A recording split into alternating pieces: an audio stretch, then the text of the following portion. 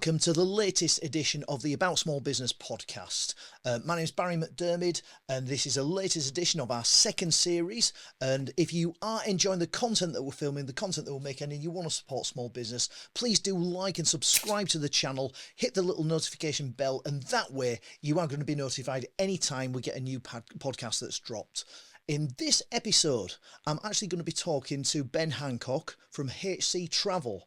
Thank you very much for coming on, Ben. Thank you. It's a little bit unusual. We've actually got, for the first time, I think, someone off camera, Andy Curtis, who actually arranged the interview but has decided you're going to stay off camera for today. So can you shout hello, Andy? Hello, Just so we know. And Ben, thanks so much for coming on. HC Travel. And essentially, you're a coach company, but by which I mean, and I will make this clarification, because I've just been interviewing KG Coaching, in the other sense of the word coach. Yeah. And I was quite interested because you've literally started this business, bought your coach, Yeah. which is quite a significant investment. It is. And I'm absolutely fascinated to know where this started. So if you could. If you could perhaps sort of let me know a little bit about your background before you started in this business. So I'm Durham born and bred, first of all. So supporting the community that I have grown up in has been quite a prominent part of what we want to do. So I went to school in Durham, started at St Margaret's in Durham by Neville's Cross. Yeah. I went there for my primary school years, and then I went to Durham Johnson. And then I left Durham Johnson to go to New College Durham, where I did public services to join the police force. Oh, okay. So that was the plan. And then I went through all of the processes of joining the police force. And then just before, I thought, I don't want to do that anymore. And I got a bit lost after that point. Right. I didn't know where I wanted to go in my career. Do you mind if I ask you? So you left the police force, and I didn't start in the police force. You didn't start just before. Right. No, I changed. I just decided it wasn't for me after going through the years of that was the target. Right. I decided that I didn't want to do that Because that in itself is quite significant. Can you? I mean, are you happy to tell me a little bit more? Yeah. About what's going So through I your just mind about just think that I've got family that are in the police force, so that was always like my uncle who was a sergeant in Durham Police Force. He was a big role model in me growing up, and I wanted to follow in his footsteps. But then when I got closer to it, I thought that it might not necessarily be my cup of tea, whether I had the right personality for it or the right discipline, maybe, I don't know. But something inside me was saying it's not the career path that I want to do. And that's when, like I say, I got a little bit lost and didn't know what to do. And luckily I got picked up by John Lewis for their apprenticeship program to do their heavy goods driving lorries. Ah, right. So then that's where I got all my qualifications for driving heavy vehicles, bigger vehicles. Got my CPC card, which is your certificate of professional competence, which is a requirement for driving professionally. And then I decided that actually this is quite good, driving and the interacting side of it. So I was on the lorries for a little bit with John Lewis, and then I sort of had to move to Blackpool for my ex-partner. She was from Blackpool, so we went over to Did you stay with John Lewis for that? Were you able to No, transfer? I had to leave John Lewis to go, and that's where I got my bus license in Blackpool. Okay, so we disappointed to leave John Lewis because it sounds like he looked after you. I was, yeah. So unfortunately, my ex-partner's grandparents got unwell, so she obviously wanted to be in Blackpool for them. So that's why it dragged me across, and so I left John Lewis. And again, it was a bit like, what do I do now? Yeah. So it's quite a significant move as well, isn't it? Yeah, I mean, you've no friends, no family, and it was a really tough part of my life.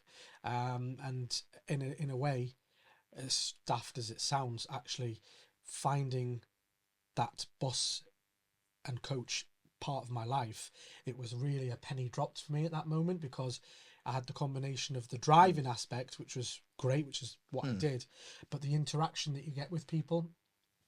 I'm a very outgoing person, very confident, love speaking to new people.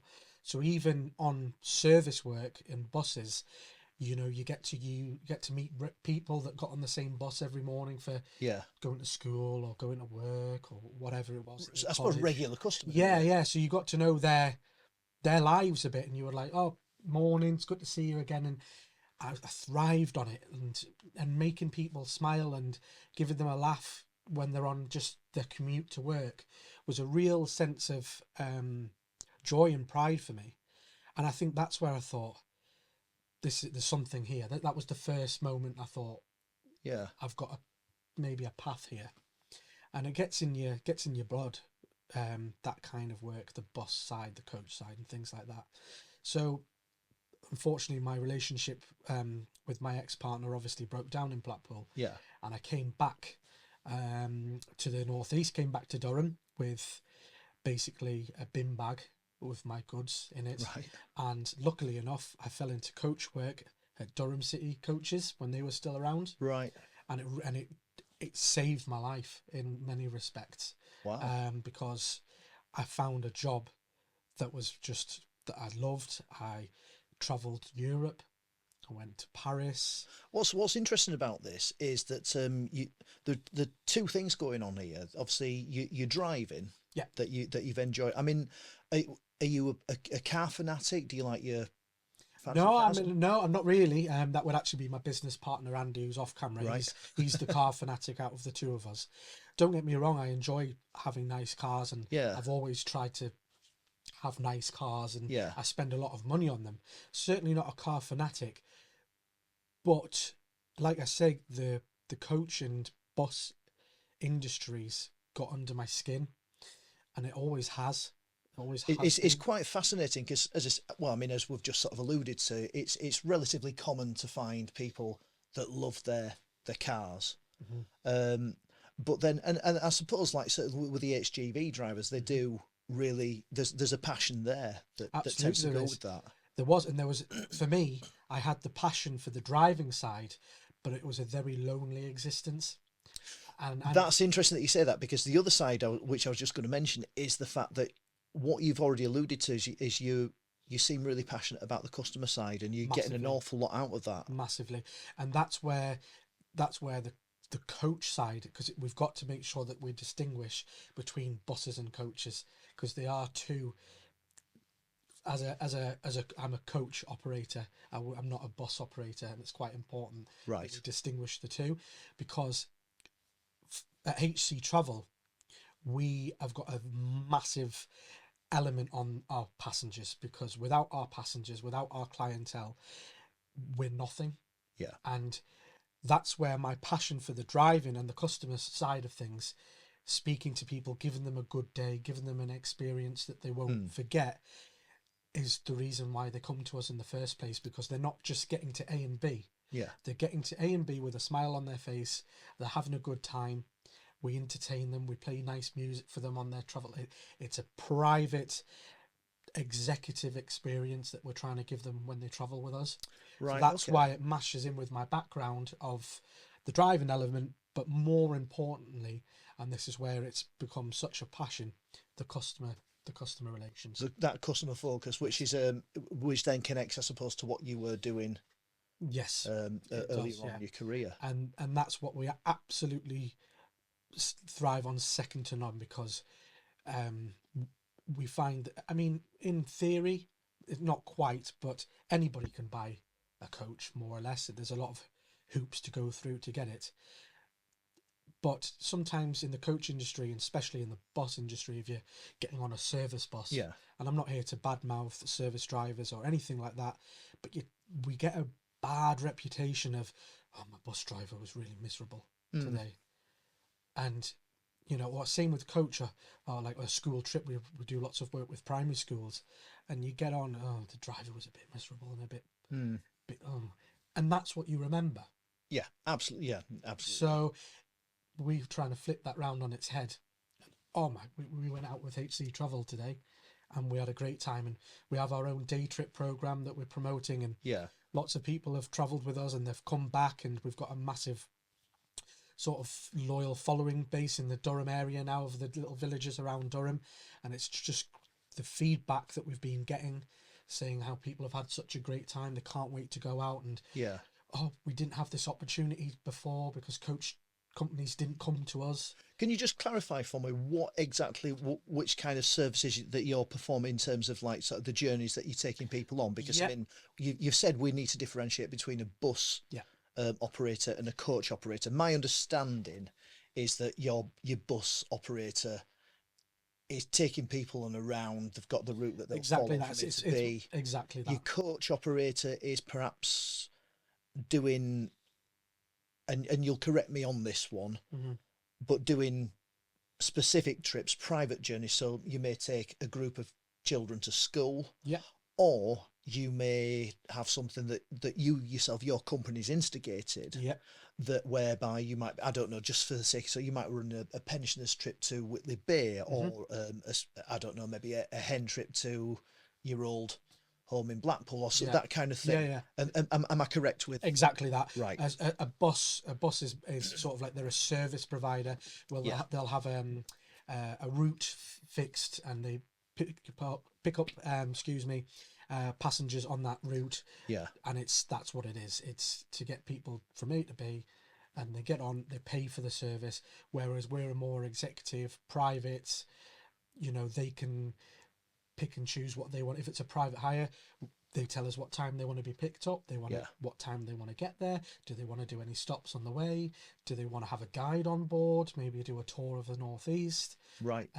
It's a lot more. The client can pick it out of a brochure, and like you said as well, we can do our own trips where we'll say on the 12th of December we're going to do a Christmas market to wherever, and then people can book on with us, or private bookings or anything like that.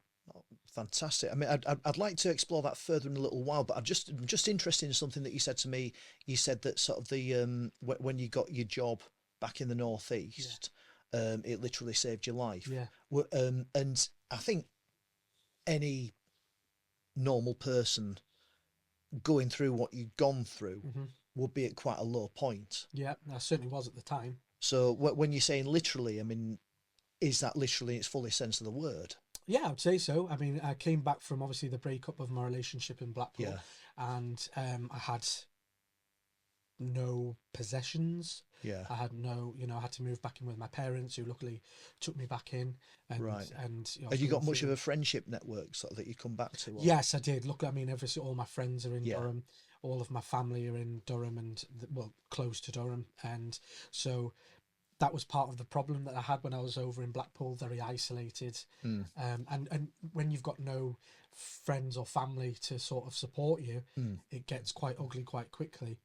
And I think maybe that's why I have such a passion and enthusiasm for the industry that I work in, because I see it as a factor that has made me into the person that I am now.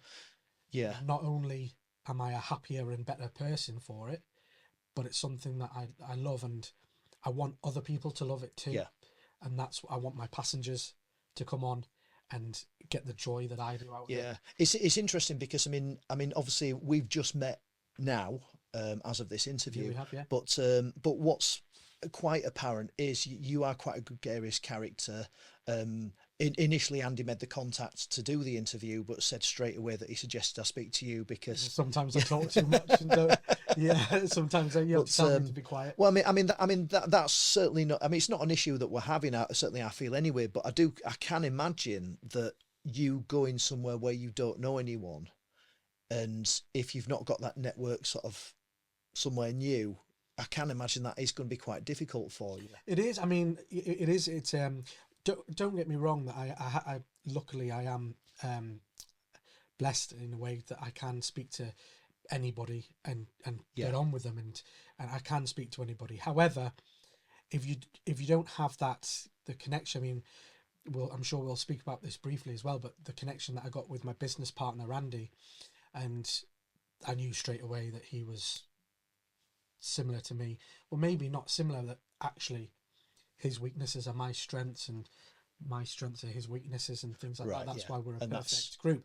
But yes, if I don't have that backing, and it was another reason why I struggled on the HGV side, because it was lonely. And a strength of mine is people communicate, interaction with people. I thrive off it.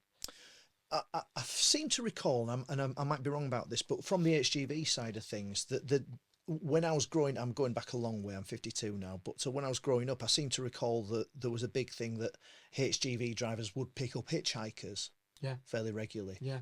Was the industry told to stop that for health and safety purposes? Certainly where I've worked, it's a security risk, isn't it, for not only for yourself but for the load that you might be carrying and things like that. Absolutely. So I think it has been knocked on the head, but again, because that might have suited you. Yeah, I mean, well, maybe if I got that desperate, I probably would have, because it's a real issue that probably does have to be addressed for lorry drivers. A lot of people that I know that they speak to, you go away tramping Monday to Friday, you see your family for a day and a half at the weekend maybe, and it's very poor for mental health, and it's for social interaction. I think as humans, we have to have interactions, and for people's mental health and well-being. So it's something that as a business owner that we are now, myself and Andy, it's another element of what we do, because I've experienced it myself, and there's certainly some older people, some older customers that we are the only opportunity that they get to get out and explore the world, and it's an honor to take them out. And it's not something that people think about, is it, until you're kind of in that situation, that sort of potential loneliness as you get older. Yeah, so, and as networks dwindle off as well. Exactly. So if we can give them a day out to remember, which is what we'd like to think that we're doing, when we get, and it really touches our hearts that people come on and say, I've been looking forward to this day trip all week, all month, and I've had a really good day, and you've looked after it, and that's why we do it. That's why we do it. So we'll go back to, you got your job back in Durham.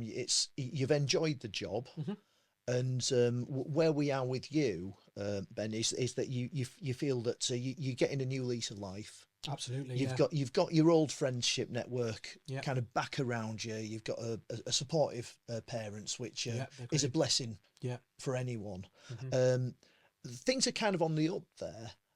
What was career-wise? What happened after that? So after that, I moved up to Stanley Travel, and started working with Stanley Travel, and again, who I loved working there again, and it was a great experience for me to be working at Stanley Travel.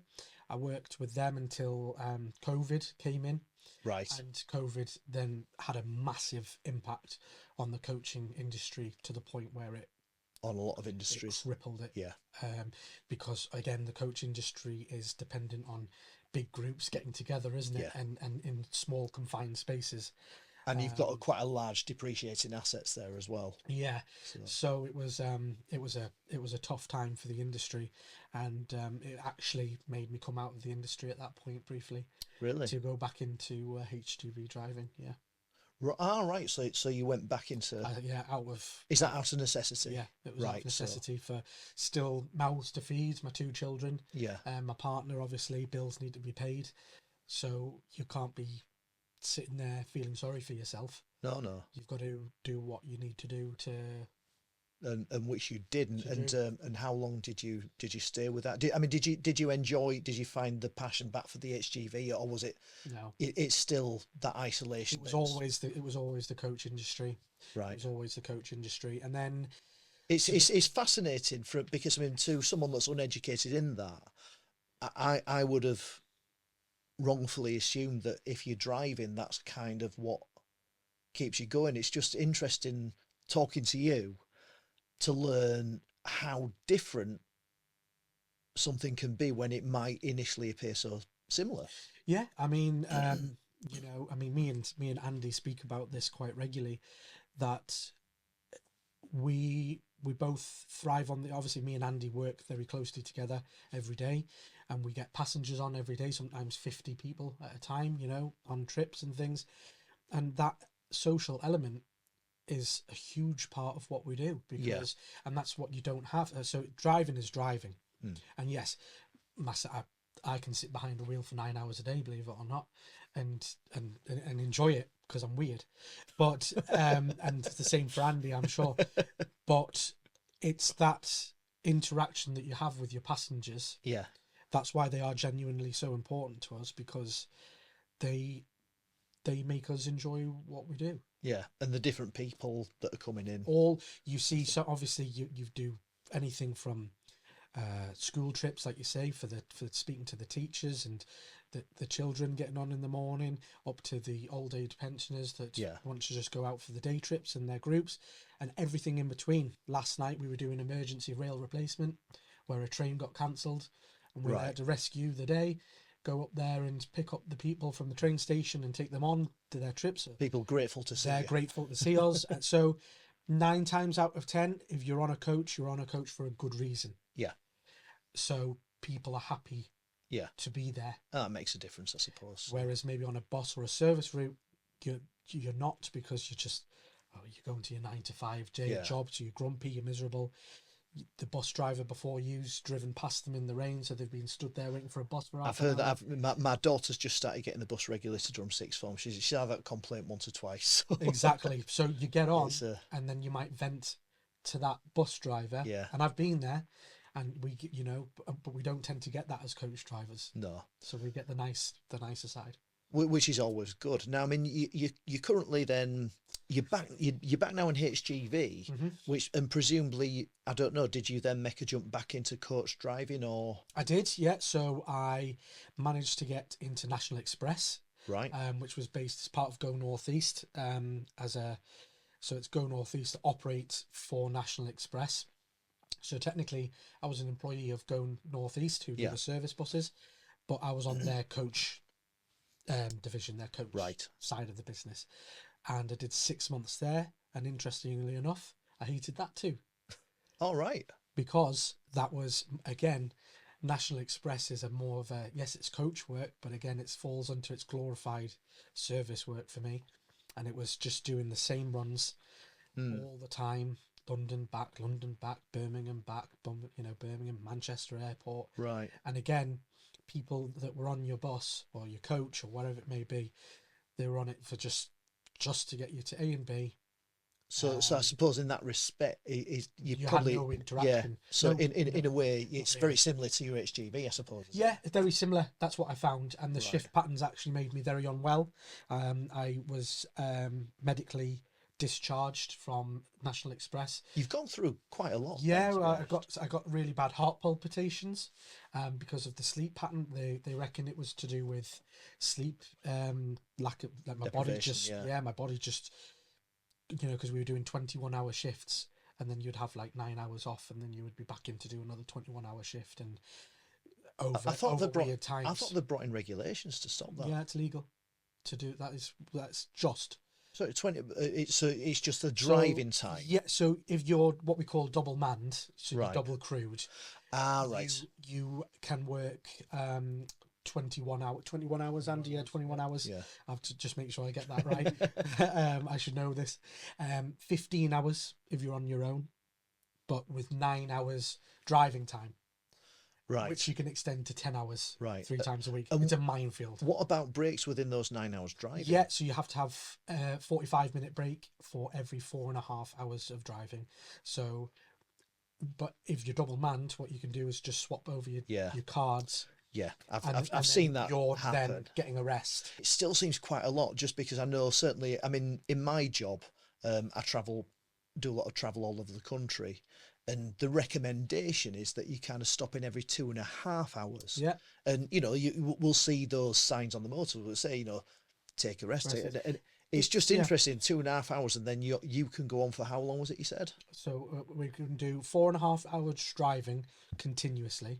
Which is almost double. And then we can have a 45-minute break, and then that resets the clock to get another 4.5 hours, which gives you your 9 hours total. Right. This is what I'm saying, it gets so complicated, because 3 times a week you could then have another 45-minute break at the end of the 9 hours, and then drive another hour, so you can do 10 hours, and you can work. Were you good at maths at school? No, terrible. And my friends at school will be able to tell you this. Had no interest in maths whatsoever, but again, because it's something that I'm interested in, It's in my and head. it gets stuck in. No, that's right. So now we're in the coaching industry, and or the coach industry, sorry, should I say, to differentiate from actual coaching sessions. At what point down the line have we decided, right, okay? Because I mean, it's you've been employed, you've been an employee, up until this point. Yeah. At what point did you think, right, I'm going to be better served doing this on my own? It's actually a good point that you've brought this in, because it was probably at that point when I got medically like told to take a rest, effectively. Is what I was told to do, take a rest from National Express. And I did that. I took some time off, and I just put me and my family first for a little bit. So essentially you've had, I suppose, that medical warning, and you then decided just to reevaluate your life, really. Effectively. It's when you stop, because if you're always on the go, it's very hard to take a second and to think about your next step sometimes, because you're just stuck in the day-to-day routine that you find yourself in. So I took this time off for my medical reasons, and I knew I wanted to be in the coach industry. There was no ifs or buts about it. And I thought of all the experience that I have, all of the tours that I've done of European driving, holidays, day trips, every aspect of coaching I'd done. And I like to think, if my ex-employees are watching this, that I thought I was quite good at my job. Maybe not. I thought I was. And I just thought, I know what I'm doing. And why do I want to work for somebody else to just get a paycheck, when I thought, I've got the skills, and I just got to back myself. But then to get into a coaching industry, it's very difficult. Coaches are very expensive. I was going to say, it's not like you just decide to. It's not like taxing it. I mean, you've got a really significant barrier to entry. Now, I mean, I remember chatting to a guy that I used to work with, and I seem to recall he'd bought a lorry, and I'm going back in the sort of mid-90s. Yeah. And the figure, it might be wrong, but I seem to recall him telling me something along the lines of something between £70,000 and £90,000, which was more expensive at the time than most of our houses. Yeah. So if you're looking at a brand new coach these days, you're looking at about £300,000. Wow. For top of the range, good engines in them, executive features inside. Right. Maybe I'm being a little bit excessive, but I would say between 250 to 300,000 for a brand new top of the range. So that's a significant investment. It is, yeah. So it stops. There's you can buy a coach for £10,000. You can, right? But it won't be compliant with lots of rules and regulations. Right. For example, to go into Newcastle, you'll have seen the emissions zones. Yes. Coaches that don't have a certain engine or are over a certain age get charged £50 every time they go into Newcastle for the day. Right. You pay £50 for that day because you're not compliant with the legislation of Newcastle. London's 100, if I'm not mistaken. Bristol, 100. Sheffield, 50. Right. Scotland. I've been made aware of it, just like sort of so I got caught out with Birmingham's actually, just on my I didn't and it's that thing. It's like, if you don't know about, I suppose, as a coach company, I don't know. I mean, do you look up these things? Because I mean, as someone that was travelling the country, it never occurred to me that I thought things would be publicised. Like, everyone knows about the ULEZ zone. Yeah, you tend to know about your own local city, like Newcastle, Durham. We will be made aware of that, but other bigger cities. I mean, as I say, I actually got caught out by Birmingham's ULEZ zone, and the first thing I'd heard about it is you've not paid your toll, your charge. You're now being fined, and it's that thing, I'll pay it within this time, we're going to reduce it, and you've got no option but to pay it. Yeah. No one let me know that I needed to do that. I didn't actually see any signs, which I still maintain. having been to Birmingham since and got a more compliant car, still maintain those signs aren't clear. I'm not really sure. I didn't see any. Always. I mean, we do all of our research online for that, for the clean air zones. The government websites is what we use. I suppose there's more. We have to be to be compliant, because as a business and as an operator, we have to follow the rules. And do we think some of these rules are harsh? Yes, we do. Do we think they're unnecessary? Yes, we do. But you know, a lot of the cities, they want the passengers that we're bringing in. They want the tourism that we're bringing in, but they don't want our vehicle in there for emissions. And I know I understand. Which it seems silly in a way, because I mean there is that push to get people out of the cars, whereas you're doing that. So it seems odd. It seems counterproductive. I mean, on a typical trip into a city, you're going to have maybe, I don't know, 40, 50 people, something like that. Yeah. So imagine that. Even if they all go in pairs, you're saving 20 to 25 cars going in with your coach. Yeah. I mean, this is what I'm saying. Do we agree with it? Not necessarily, but that's. I doubt any politicians are going to be listening to this podcast. So. Well, that's a relief. I won't tell them what I'm really thinking anyway. But no, is it? You know, but we follow we follow the rules. We're complying with it. We pay those things. But these are the things that the average day person, you know, well, we're just going on a coach to London. Yeah. But as a business, it can be actually quite crippling. So going back to the business, you've decided, right, okay, I can do this myself. Yeah.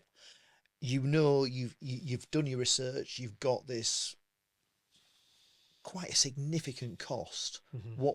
What's going in through your mind at that point in time? Because I mean, to be honest, that would put a lot of people off. Well, it did put me off, and this is why at that point, from when I left National Express to realizing that was what I wanted to do, I just thought it was a dream. I just thought it was something that I could never achieve. Yeah. It would always be something that I was chasing. You know, we speak to coach drivers, we speak to lorry drivers all the time when we're out and about, and they say, you know, oh, I'd love to do that. I'd love to do, you know, and I said, well, I was in that position. Yeah, I was, and I spoke to many people about it for years, thinking this is what I want to do, but it's just a dream. And then, so I got back into coaching. Then I went to work for JH Coaches, right?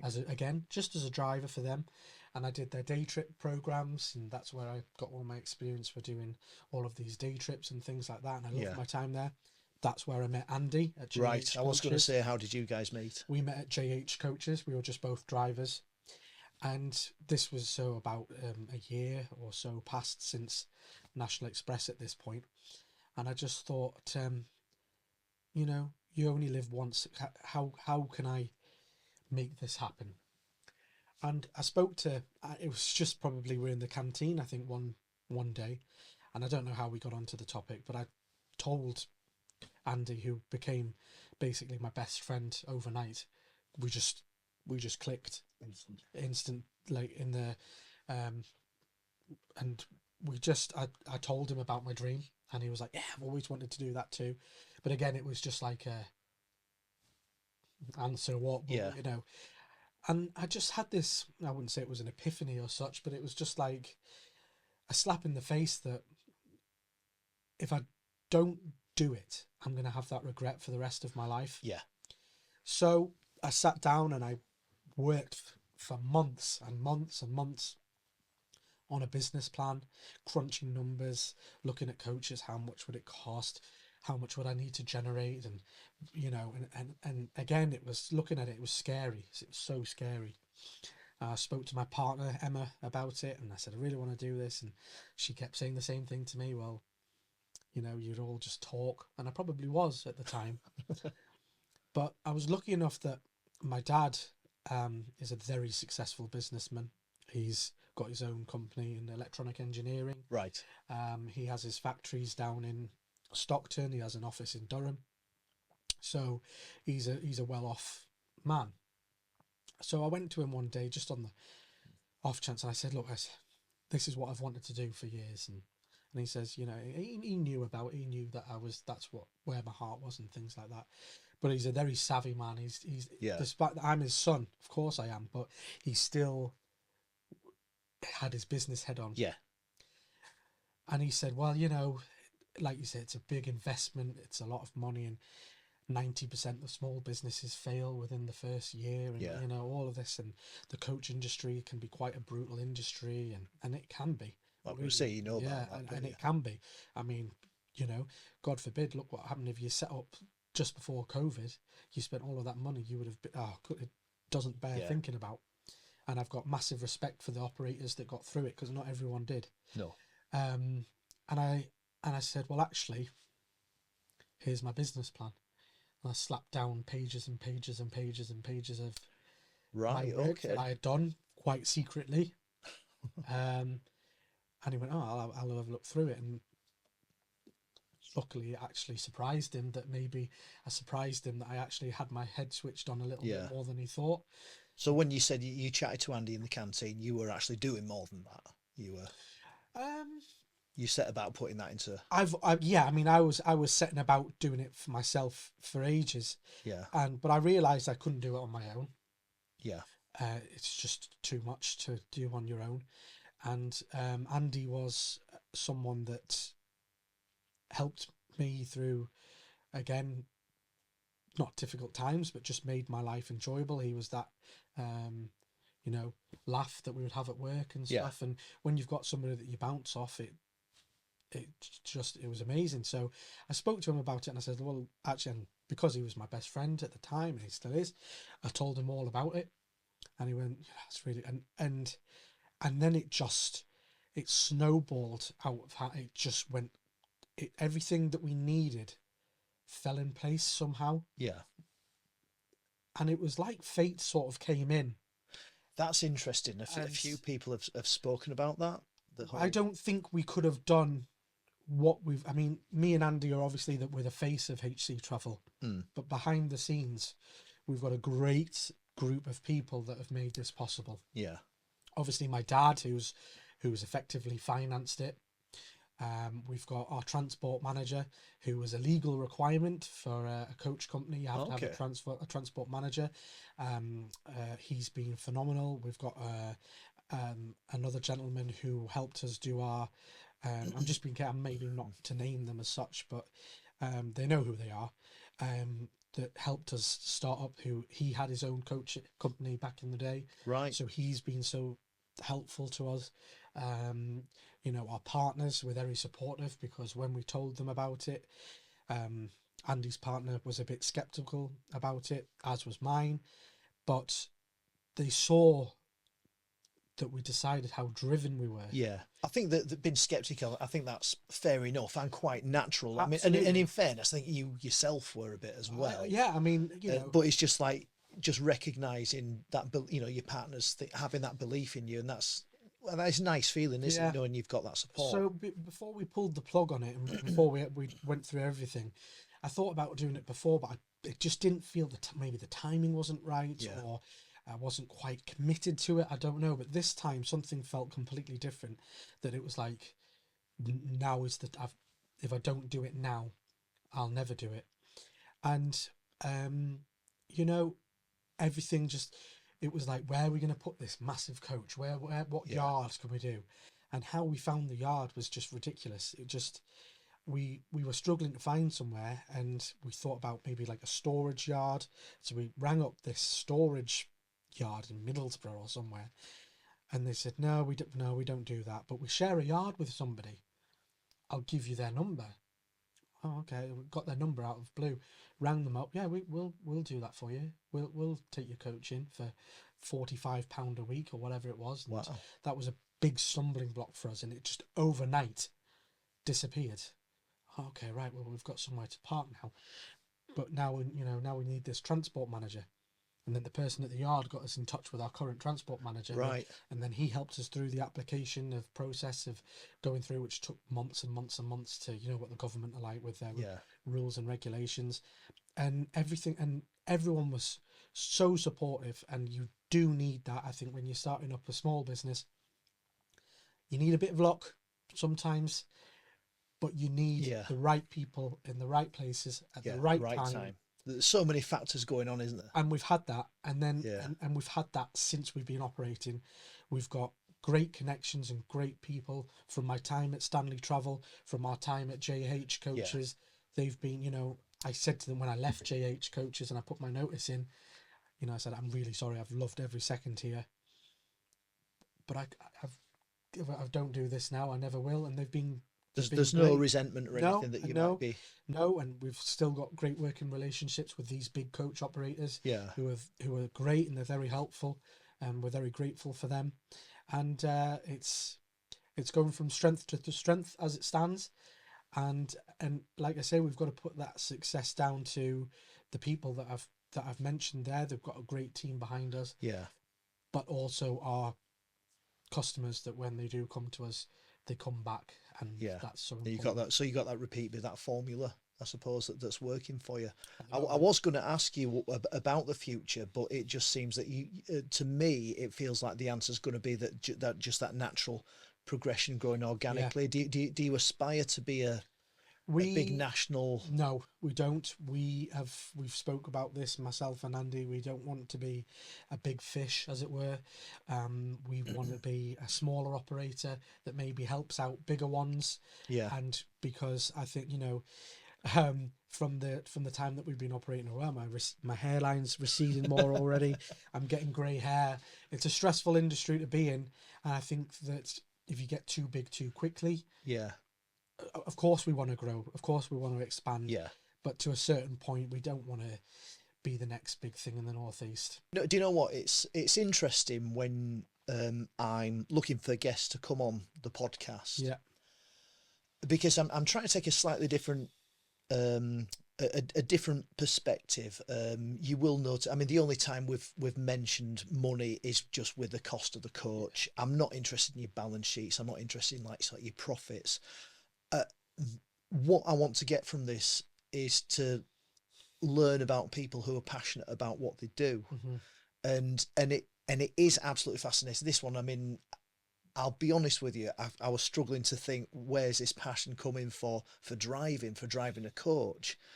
But it's been amazing listening to you and just witnessing it, because as you talk about it, you can feel that you do care about your customers, that you're getting a buzz from that you're getting a buzz about what you do, and it's lovely to listen to. And on that basis, I have every confidence that you are going to go from success to success with this. So Ben, thank you so much for coming on the podcast. It's been a genuine pleasure. We have got Andy off camera, so what I'm going to do is I'm going to ask if you can. I'll unplug this for a second, and if Andy, if you can come and kind of sit in this seat, just so weird. Yeah, and Andy's a big lad. Just a bit. So, and yeah, these guys are HC Travel. So, give the camera a wave, guys. Thank you so much for appearing on the podcast. HC Travel, I wish you every success. Thank you very much. Thanks very much.